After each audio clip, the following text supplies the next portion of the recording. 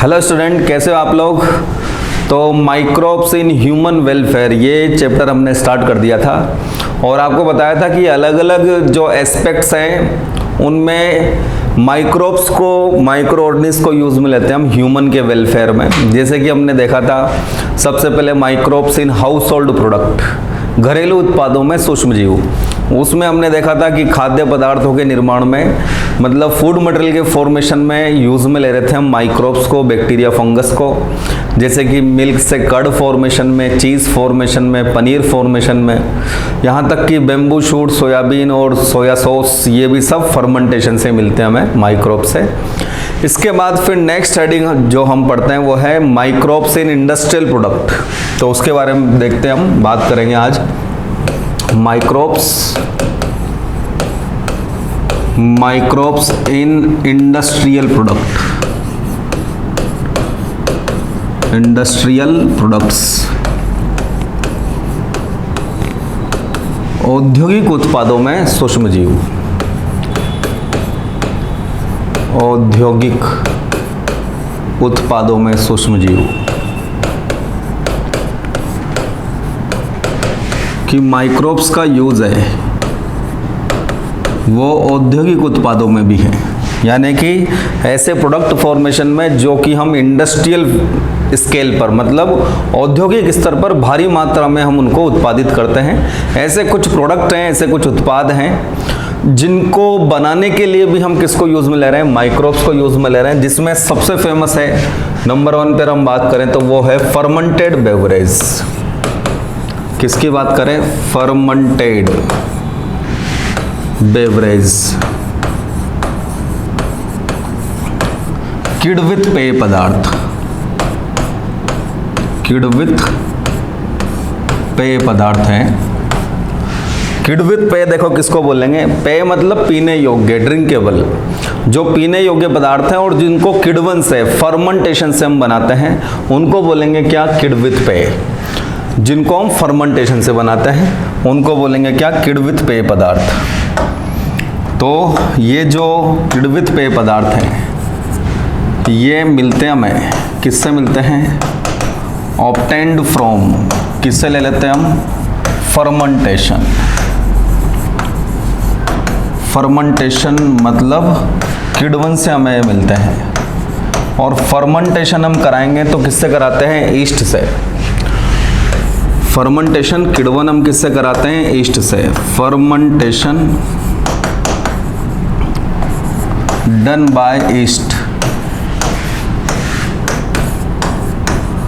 East से कराते हैं। ईस्ट वही है जो ब्रेड बनाने के लिए यूज में ले रहे थे हम।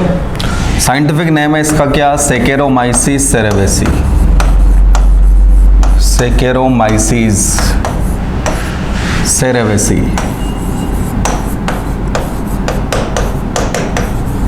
ये साइंटिफिक नेम है। इसी ईस्ट को यूज में लेते हैं ब्रेड बनाने के लिए। जो ईस्ट यूज में लेते हैं सेकेरोमाइसिस सेरेवेसी, वही ईस्ट हम फर्मेंटेड बेवरेज बनाने के लिए यूज में लेते हैं।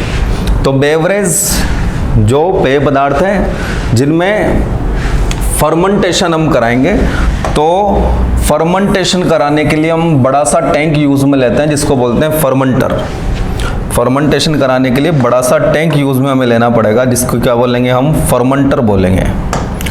तो एक बड़ा सा फर्मेंटेशन टैंक यूज में लेते हैं। तो ये देखो, ये बड़ा सा हमने फर्मेंटेशन टैंक यूज में लिया, ठीक है। इस फर्मेंटेशन टैंक में फर्मेंटेशन के लिए रॉ मटेरियल हम डालेंगे।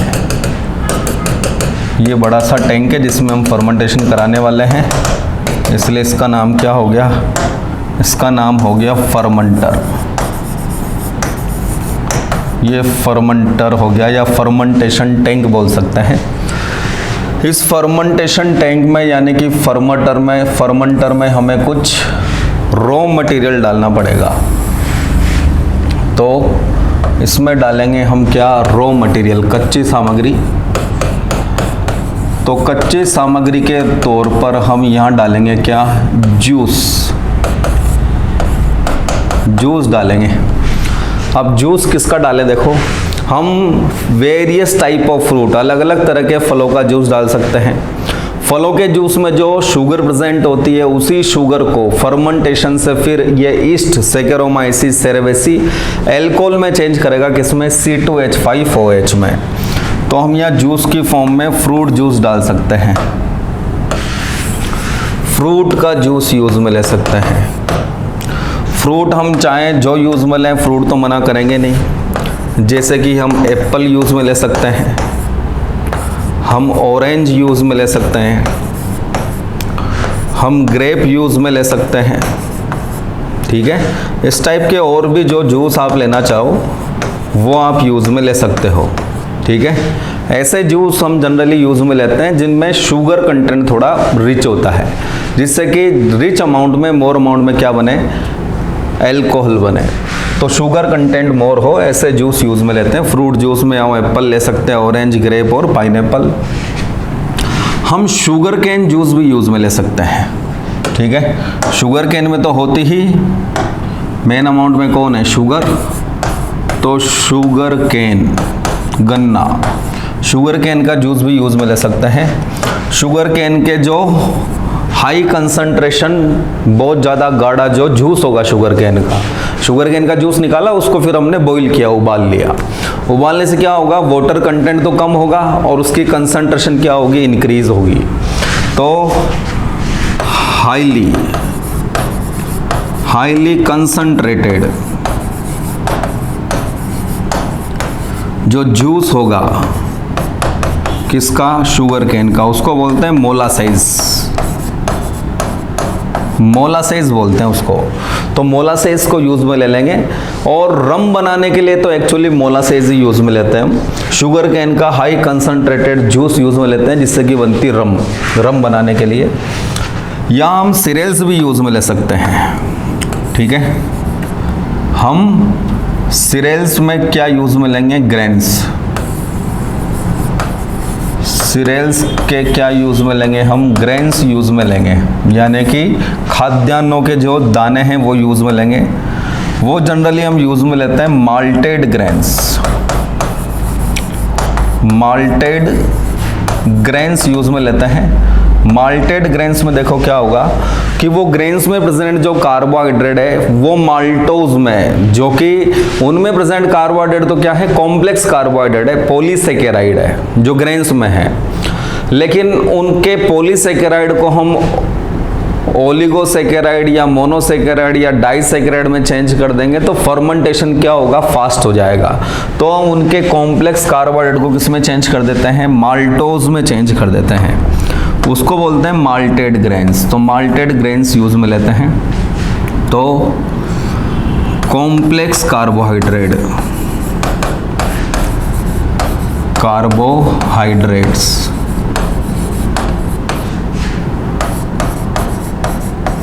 Converted into maltose. ठीक है, फ्रॉम किससे? Maltase enzyme. माल्टेज एंजाइम को यूज में लेकर उनका जो कॉम्प्लेक्स कार्बोहाइड्रेट है उसको हम किस में चेंज कर देते हैं? माल्टोज में चेंज कर देते हैं। तो ये वेरियस टाइप के हम रॉ मटेरियल यूज में ले सकते हैं। अलग अलग टाइप का रॉ मटेरियल यूज में लेंगे तो बाद में वो जो फर्मेंटेड बेवरेज होगी वो भी अलग अलग टाइप की बनेगी। उसका जो टेक्सचर होगा वो भी अलग अलग होगा, उसका जो कंपोजिशन होगा वो भी क्या होगा? अलग अलग होगा। तो यहाँ फर्मेंटेशन कराया किससे? ईस्ट से। ठीक है, इस फर्मेंटेशन टैंक में फर्मेंटेशन किससे हुआ? ईस्ट से। Fermentation occur by east. East वही सैकेरोमाइसिस सेरेवेसी, ईस्ट से फर्मेंटेशन हुआ। ईस्ट से फर्मेंटेशन के बाद जो नेचुरल फर्मेंटेशन के बाद जो मिक्सचर मिलेगा उसको बोलेंगे क्या? ब्रोथ। ठीक है, after natural fermentation, natural fermentation हो गया। नेचुरल फर्मेंटेशन के बाद जो लिक्विड मिलेगा जिसे क्या बोलते हैं? ब्रोथ। इसे बोलते हैं ब्रोथ। ठीक है, ये नेचुरल फर्मेंटेशन के बाद जो लिक्विड मिला उससे ब्रोथ बोला हमने। ब्रोथ में जो ब्रोथ में जो कंटेंट है किसके, एल्कोहल की, वो 10 to 12% तक होती है नेचुरली, इससे ज़्यादा नहीं होती, क्योंकि 12% से भी ज़्यादा एल्कोहल होने लगे तो वो ईस्ट के लिए क्या हो जाता है, पॉइजनस, ईस्ट के लिए हार्मफुल है, फिर ईस्ट की डेथ हो जाएगी। तो इसमें मैक्सिमम परसेंटेज ऑफ एल्कोहल, कौन सा एल्कोहल, C2H5OH, वो होता है कौन सा, 10 to 12% ये होता है। तो नेचुरल फर्मेंटेशन जो बेवरेज होती है नेचुरल फर्मेंटेशन से मिलती है, और हमने ईस्ट से फर्मेंटेशन कराया तो उसमें 10 to 12% तक ही मैक्सिमम एल्कोहल होता है। इससे ज़्यादा एल्कोहल होगा तो खुद ऑन सेल्फ ईस्ट के लिए पॉइजनस हो जाएगा, ईस्ट की डेथ हो जाएगी। अब इस ब्रोथ का क्या करें, ब्रोथ का हम क्या करें, फिल्टर करें इस ब्रोथ को, ठीक है। ब्रोथ का क्या कर दें, फिल्ट्रेशन, ब्रोथ का क्या कर दें, फिल्ट्रेशन कर दें, ठीक है। फिल्ट्रेशन के बाद हम इसकी क्या कर दें, बोटलिंग, बोतल में भर दें। फिल्ट्रेशन के बाद इसकी बोटलिंग कर दें तो फिर बन जाती है क्या, तो फिर बन जाती है क्या, वाइन। क्या बन जाएगी, वाइन बन जाएगी। और बोटलिंग के ड्यूरेशन में हम कार्बोक्सिनेशन कर दें तब बन जाएगी बियर। तो देखो पहले बियर बना लेते हैं। बियर जो बनी, बियर कब बनी, जब ब्रोथ का हमने क्या कर दिया, फिल्ट्रेशन कर दिया, बोटलिंग की, बोटलिंग के साथ साथ हमने क्या किया, कार्बोक्सिलेशन, हमने CO2 भी भर दी। तो इसमें जो फर्मेंटेड बेवरेज बनेगी वो क्या बनेगी, बियर बनेगी, ठीक है। फिर वाइन बनाए तो वाइन में हम एजिंग भी करते हैं, आयु बढ़ाते हैं उसकी, जिसे फिल्ट्रेशन के बाद हमने क्या की, एजिंग की, आयु बढ़ाई उसकी। एजिंग का मतलब है, देखो हम वुडन बॉक्सेस में, वुडन बैरल्स में, वुड के बने हुए ड्रम्स में उसको भरकर रख देते हैं, किसको, ब्रोथ को। ब्रोथ को लकड़ी के ड्रम में भर के रख देंगे तो लकड़ी का जो फ्लेवर है, तो आपको पता होगा वुड जो होती है तो वो सेकेंडरी जाइलम प्रेजेंट होता है सेंटर में, हार्ड वुड बनती है सेकेंडरी जाइलम से, और वहाँ पर रेजिन, गम, टेनिन जैसे मटेरियल भी उसमें डिपॉजिट हो जाते हैं, और सेकेंडरी जाइलम की मोस्टली सेल डेड हो जाती है, सारी सेल। तो उस रेजिन, गम, टेनिन जैसे मटेरियल की वजह से ही वो वुड का कलर होता है, डार्क स्पेसिफिक कलर होता है, इसलिए उसे हार्ड वुड बोलते हैं, ठीक है।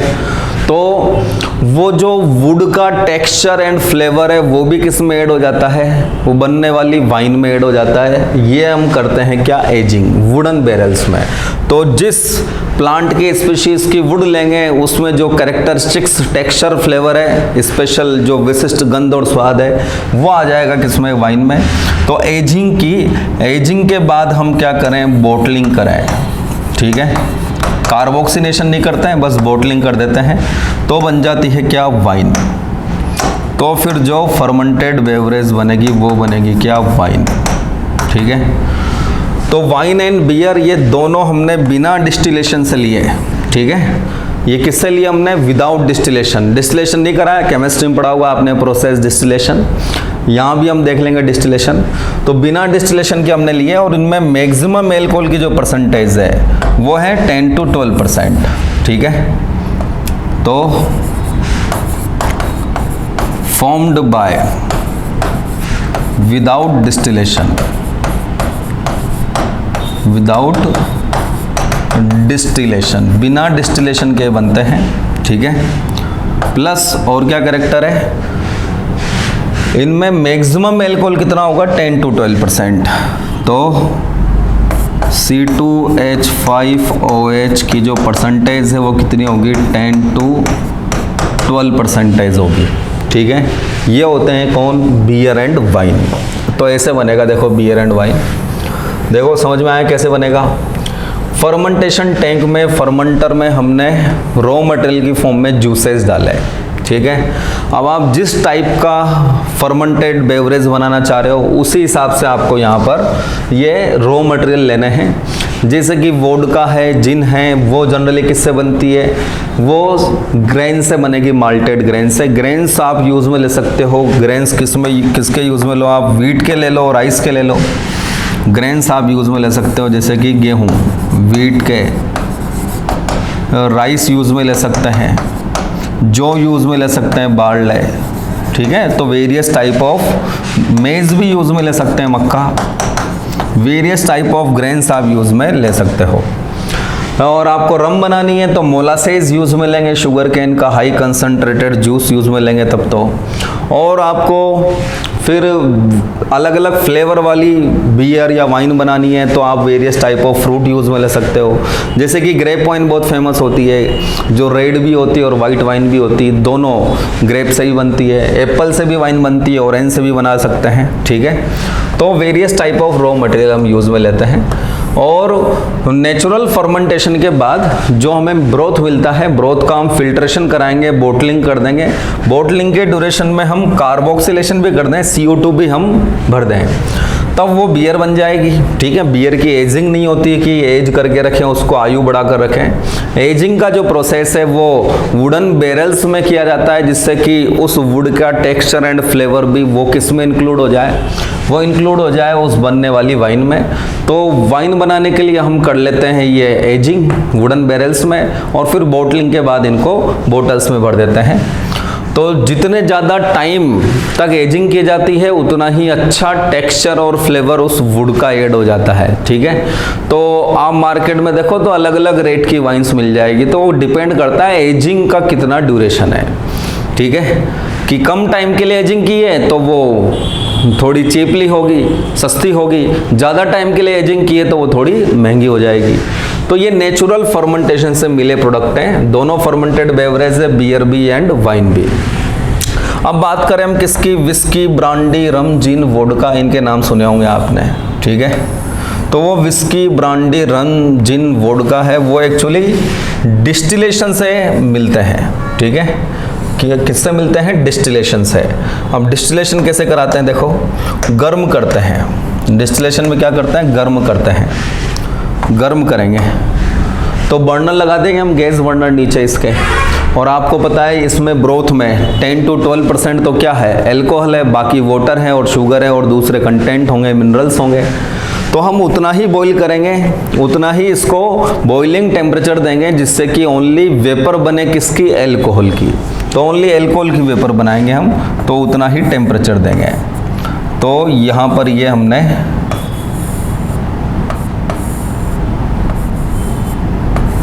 बर्नर लगा दिया, ठीक है।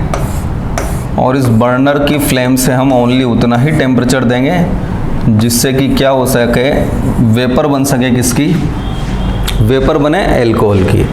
अब एल्कोहल की वेपर को हवा में तो उड़ नहीं जाने देंगे हम, तो इसको कवर करके रखेंगे हम। इस तरह से हम कवर कर लेंगे।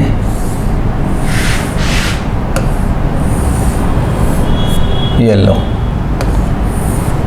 और वेपर्स को फिर दूर ले जाकर हम इकट्ठा कर लेंगे, कंडेंस कर लेंगे। तो हम ये दूर ले जाकर उसको इकट्ठा कर लेते हैं, कंडेंस कर लेंगे, जिससे कि हमें इधर 100% एल्कोहल मिल जाता है।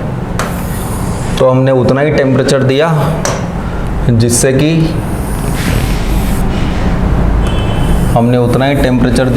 कि क्या हो,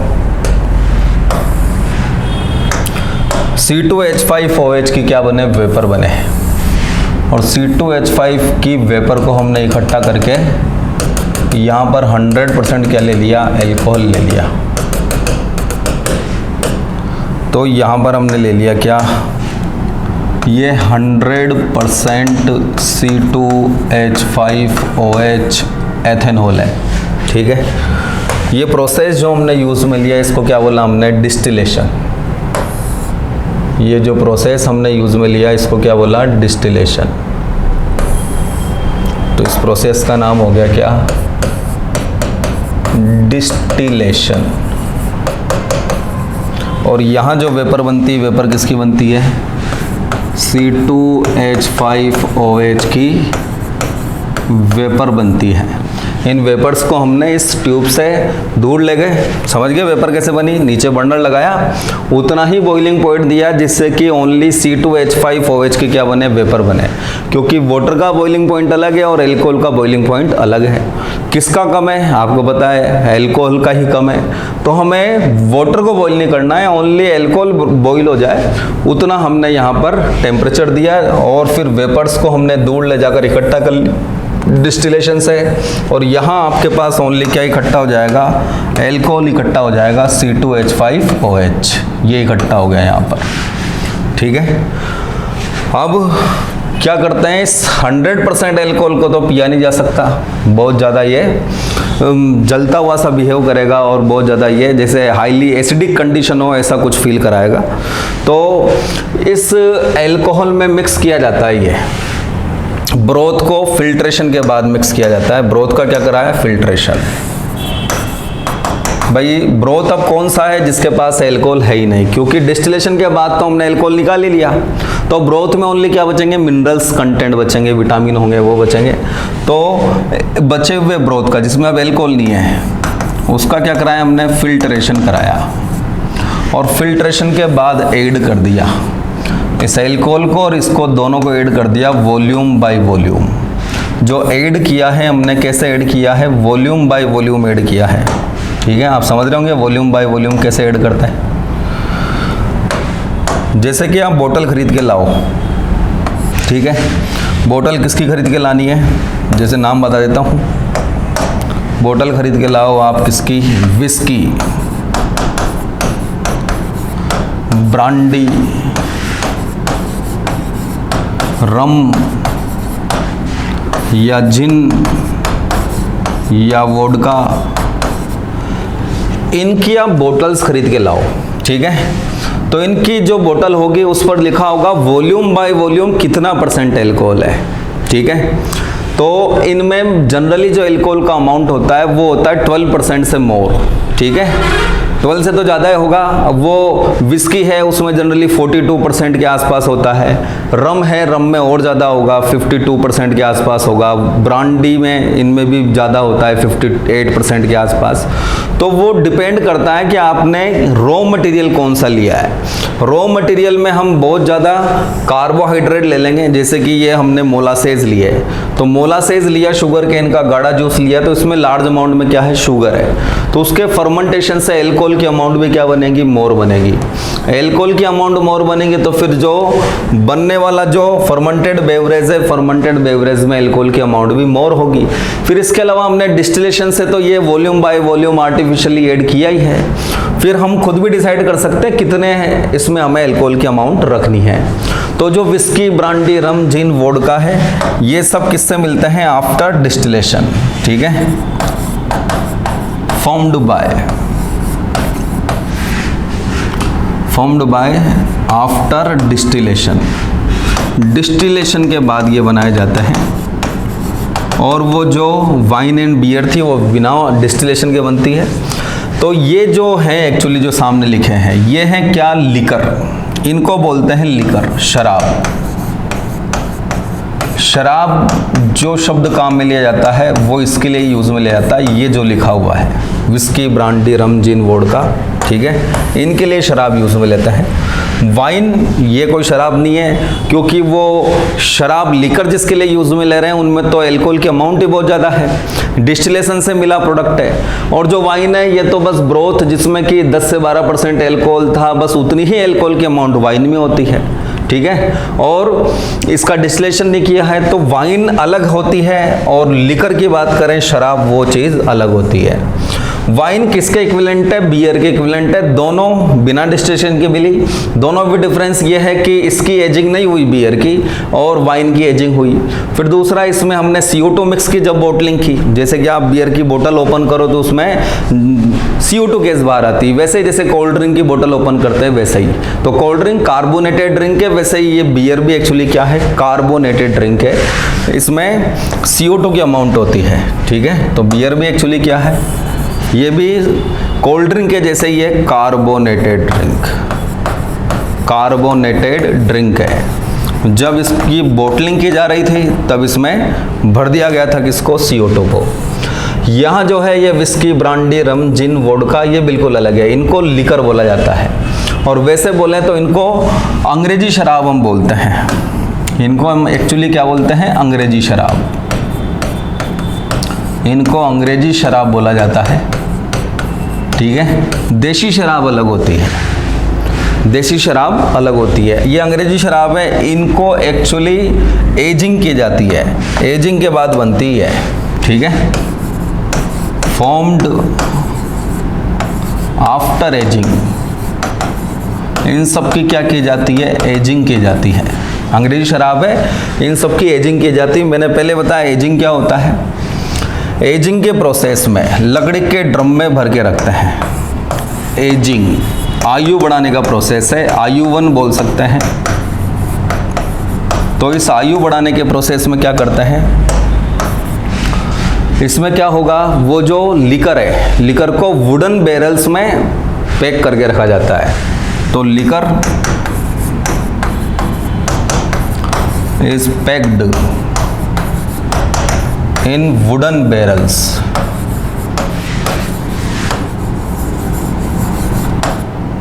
for some months or year, या तो कुछ महीनों के लिए या फिर कुछ सालों के लिए इसको वुडन बैरल में पैक करके रखेंगे। ये होती है प्रोसेस एजिंग। इससे क्या होता है, वो जो कड़वापन होता है अल्कोहल की वजह से, वो थोड़ा थोड़ा स्वीटनेस में चेंज हो जाता है, क्योंकि जो वुडन बैरल हमने यूज़ में लिया, जैसे चंदन की लकड़ी हमने यूज़ में ली, चंदन की लकड़ी का ड्रम यूज़ में लिया, अब 2-3 साल तक हम उसमें लिकर डाल के रखेंगे एजिंग के लिए। तो 2-3 साल में तो क्या होगा, वो लकड़ी का टेक्सचर फ्लेवर ऐड हो जाएगा, किसमें, उस लिकर में, उस शराब में ऐड हो जाएगा, जिससे पीने में उसको काफ़ी आसानी रहेगी, वो उतना अल्कोहल की वजह से बिटरनेस नहीं रह पाएगी। तो इस वजह से हम क्या करते हैं, एजिंग करते हैं। तो ये जो अंग्रेजी शराब है, ये सब एजिंग के बाद बनाई जाती है। अब जितने टाइम तक एजिंग की जाएगी उतनी ही थोड़ी ये क्या हो जाएगी, कॉस्टली हो जाएगी।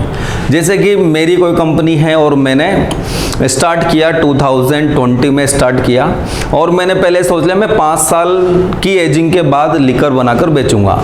तो मैंने 20, 21, 22, 23, 24 इन सब में प्रोडक्शन करता गया। ठीक है, और 5 साल पुरानी मुझे बेचनी है, तो 20 की जो प्रोडक्शन है 2020 में जो मैंने उत्पादन किया लिकर का, वो मैं 5 साल बाद 25 में बेचूंगा। ठीक है, फिर 21 का उत्पादन 26 में बेचूंगा, 22 का उत्पादन 27 में बेचूंगा। तो वो 5 साल तक तो मेरे पास इनकम ही नहीं हुई, केवल मैंने क्या किया, इन्वेस्टमेंट ही किया। 6ठे साल से इनकम स्टार्ट हुई है, प्रॉफिट स्टार्ट नहीं हुआ, वो भी केवल पहले साल का जो 20 का प्रोडक्शन था 2020 का, वो बेचना शुरू किया है। तो भी प्रॉफिट में और टाइम लगने वाला है। इसलिए जितने ज़्यादा एजिंग, जितने ज़्यादा समय पुरानी शराब जो है एजिंग के बाद बेची जाएगी, वो उतनी ही ज़्यादा कॉस्टली होगी। ठीक है, और कम टाइम तक एजिंग की जाती है तो वो थोड़ी सस्ती हो जाएगी। तो जितनी भी अंग्रेजी शराब है, ठीक है, अंग्रेजी शराब है लिकर, वो एजिंग के बाद ही बेची जाती है। एजिंग के बाद ही इसकी क्या होती है, बोटलिंग होती है। ठीक है, इनकी क्या होती है, पहले एजिंग होती है और एजिंग के बाद क्या होती है, बोटलिंग। तो लिकर है, लिकर की क्या होगी, एजिंग होगी, और एजिंग के बाद क्या होगी, बोटलिंग होगी। तो ये लिकर, इसकी क्या होती है, पहले एजिंग, एजिंग के बाद फिर क्या होती है, बोटलिंग। इसको बोलते हैं हम अंग्रेजी शराब। उससे क्या बन गई, अंग्रेजी शराब बन गई। अब रही बात देसी शराब की, जो देसी शराब है उसमें बस सस्ती होती वो, तो सस्ती क्यों है कि उसकी एजिंग नहीं की जाती। देसी शराब की बात करें हम, तो देसी शराब भी डिस्टिलेशन के बाद ही मिलती है। ठीक है, फॉर्म्ड आफ्टर डिस्टिलेशन, डिस्टिलेशन के बाद ही मिलेगी। इसका मतलब इसमें भी अल्कोहल की अमाउंट क्या होगी, ज़्यादा होगी। ठीक है, इसमें भी अल्कोहल की अमाउंट ज़्यादा होगी। बस ये सस्ती क्यों है कि इसकी एजिंग नहीं की जाती। ठीक है, फॉर्म्ड विदाउट एजिंग, एजिंग नहीं की जाती है, बस जैसे ही बनकर रेडी हुई वो ब्रोथ को और वो एल्कोहल है उसको वॉल्यूम बाय वॉल्यूम मिक्स किया। ये देखो डिस्टिलेशन से एल्कोहल अलग किया और ब्रोथ को फिल्टर करके वॉल्यूम बाय वॉल्यूम मिक्स किया और सीधा पैक कर दिया। बस वो हो जाती है कौन सी? देसी शराब। ठीक है, एजिंग नहीं की जाती है तो अंग्रेजी शराब की तुलना में क्या होती है? सस्ती होती है।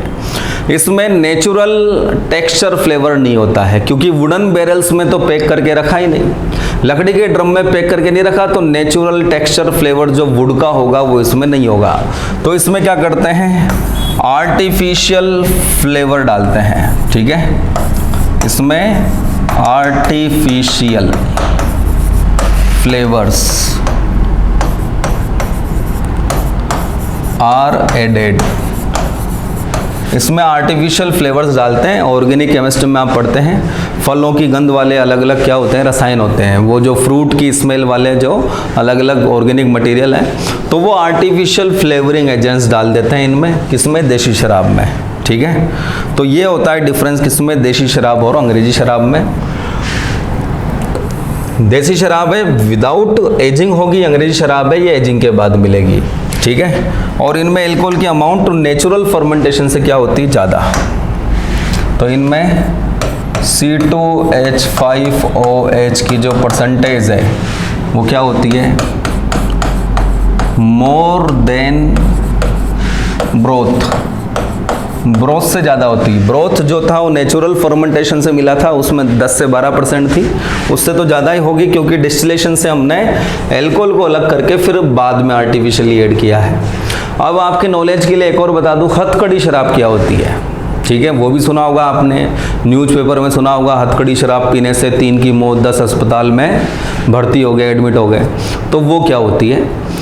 तो वो क्या होता है? गन्ने के खेत में उन्होंने जूस निकाला, गन्ने का जूस निकाल लिया, उसको बॉईल कर लिया, उबाल लिया, फिर उन्होंने ड्रम में भर दिया। जो भी उनके पास वेसल या जो भी उनके पास ड्रम है, जो भी इक्विपमेंट है उसमें भर दिया उन्होंने। फिर उन्होंने उसमें ईस्ट डाल दिया, डब्बा बंद कर दिया, वो ड्रम को पैक कर दिया, बड़ा सा गड्ढा खोदा मिट्टी में और ड्रम को उसमें डाल दिया और मिट्टी से पूरा कवर कर दिया।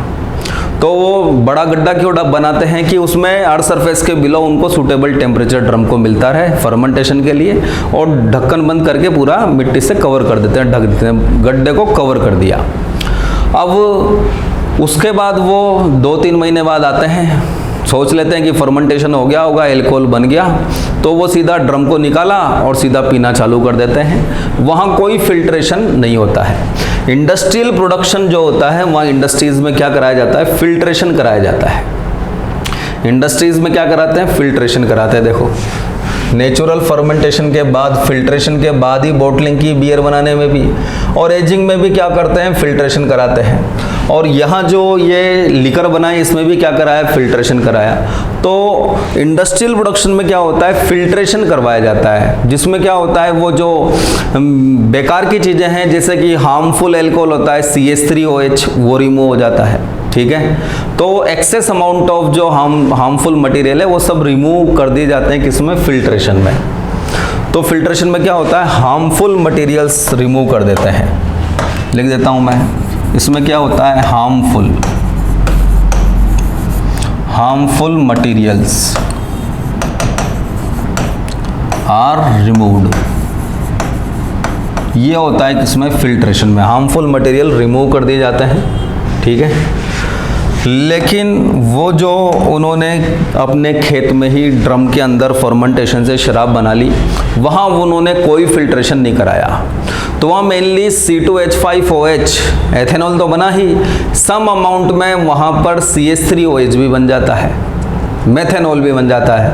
और आपको पता है मेथेनॉल CH3OH बहुत ज़्यादा हार्मफुल है ह्यूमन बॉडी के लिए, इसलिए फिर उसका ज़्यादा मात्रा में सेवन कर लें, थोड़ी मोर अमाउंट में हम उसको इंटेक कर लें तो हमारी फूड पॉइजनिंग हो सकती है, बॉडी में और ज़्यादा इंटरप्शन हो सकता है, नर्वस सिस्टम में गड़बड़ी हो सकती है और यहाँ तक कि डेथ भी हो सकती है। ठीक है, तो वो होती है कौन सी? हथकड़ी शराब।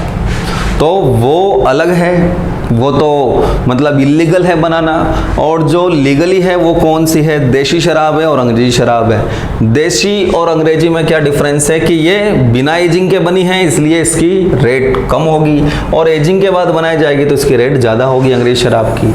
और रही बात बियर और वाइन की, ये बात ये लगे, बियर और वाइन तो ये नेचुरल फर्मेंटेशन के बाद ही बस इनको फिल्ट्रेशन करके बोटलिंग कर दी, और ये बात ये लगे। यहाँ डिस्टिलेशन के बाद इनमें मिली, उनमें अल्कोहल की अमाउंट ज़्यादा होती है, इनमें नेचुरल अल्कोहल प्रेजेंट होता है 10 to 12%। तो यहाँ पर अब रॉ मटेरियल कौन सा यूज़ में ले, ठीक है, जो माइक्रोब्स हमने यहाँ फर्मेंटेशन में यूज़ में लिए हैं, तो माइक्रोब जो फर्मेंटेशन में यूज़ में लिए हैं, ठीक है, रॉ मटेरियल जो यूज़ में लिया है उनकी क्या कंसंट्रेशन थी, रॉ मटेरियल की जो जूसेस थे, उन सब पे डिपेंड करेगा कि बनने वाली जो लिकर है वो लिकर बने या फिर वो बियर या वाइन बने, डिस्टिलेशन के बाद लें या बिना डिस्टिलेशन के लें, तो उस पर डिपेंड करेगा कि बनने वाली शराब की क्वालिटी कैसी होगी, उसमें प्रेजेंट मिनरल कंटेंट वगैरह क्या होंगे, ठीक है। तो आज देखो हमने क्या पढ़ा, हेडिंग था अपना माइक्रोब्स इन इंडस्ट्रियल प्रोडक्ट, औद्योगिक उत्पादों में सूक्ष्म जीव। इसमें 3 अलग अलग हेडिंग्स हैं, एक ही हेडिंग पढ़ा अभी तक हमने, फर्मेंटेड बेवरेज किण्वित पेय। फर्मेंटेशन के बाद मिलते हैं, फर्मेंटेशन हम ईस्ट से ही कराते हैं, सेकेरोमाइसिस सेरेवेसिस, जिससे अल्कोहल मिलता है। इसमें बड़ा सा टैंक यूज़ में लेते हैं जिसको फर्मेंटर बोलेंगे। हम यहाँ रॉ मटेरियल की फॉर्म में जूसेस डालते हैं, फ्रूट के या शुगर केन के या सीरियल्स के। सीरियल्स में कॉम्प्लेक्स कार्बोहाइड्रेट को सिंपल में चेंज करके डालते हैं, माल्टोज में कन्वर्ट करके, और शुगर केन के भी गाढ़े जूस को यूज़ में लेते हैं जिसको क्या बोलते हैं, मोलासेस। फर्मेंटेशन कराएंगे ईस्ट से, नेचुरल फर्मेंटेशन के बाद जो लिक्विड मिलेगा उसको ब्रोथ बोलेंगे। उसमें मैक्सिमम परसेंटेज जो अल्कोहल की है 10 to 12% होगी, क्योंकि इससे ज़्यादा अल्कोहल होने पर ऑन सेल्फ खुद ईस्ट के लिए क्या है, पॉइजनस है। फिर फिल्ट्रेशन कराएंगे, फिल्ट्रेशन के बाद सीधा बोटलिंग कर दें, बोटलिंग के ड्यूरेशन में CO2 भी भर दें तो बियर बन जाएगी, ठीक है, कार्बोनेटेड ड्रिंक हो जाएगी।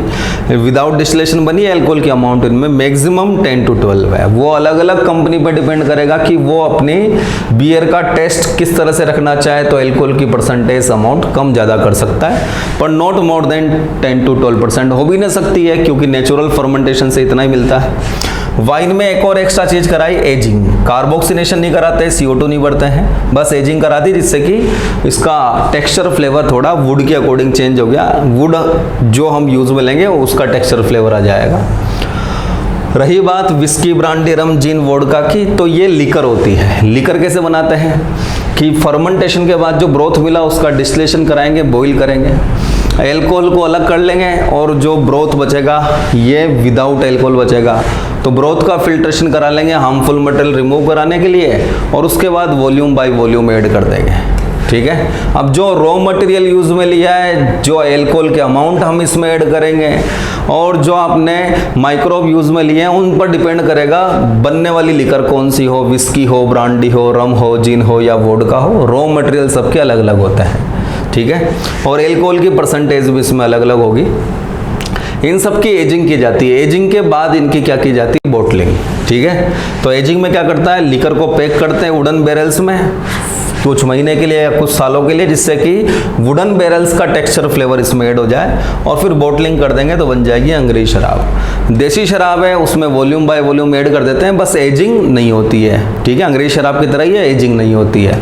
और हथकड़ी शराब मैंने बताई, वो जो इलीगली है वो गाँव में ही किसान अपने खेत के अंदर ही वो जो बड़े से ड्रम होते हैं लोहे के, उन्हीं में फर्मेंटेशन करा लेते हैं और बिना फिल्ट्रेशन के ही उसको कंज्यूम करने लग जाते हैं, यूज़ में लेने लग जाते हैं, जिससे कि उसमें CH3OH के अमाउंट की वजह से उनकी तबीयत खराब हो जाती है और हॉस्पिटलाइज होना पड़ जाता है, ठीक है।